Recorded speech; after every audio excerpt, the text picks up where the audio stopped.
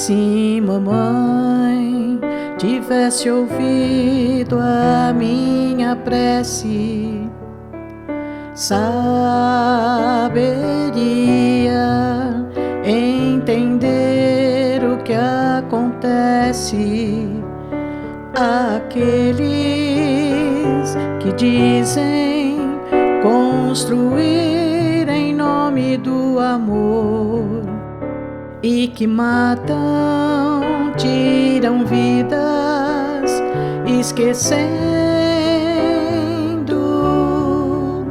que existe a dor. Eu queria tanto viver, tão pouco tempo eu vivi a esperar que chegasse o momento de seu rosto contemplar. Não pensei que mamãe fosse agir como agiu quando sentiu minha vida, só chorou e não sorriu.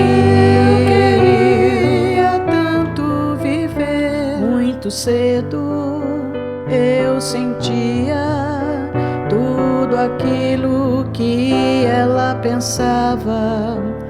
Pouco a pouco percebi que mamãe não me amava, e então compreendi que jamais eu poderia ver o sol, ver o azul, ver as flores e ver o dia. Eu queria tanto viver, é mamãe, eu jamais lhe pedi para nascer, mas se ouvisses naquela hora, eu implorava para viver.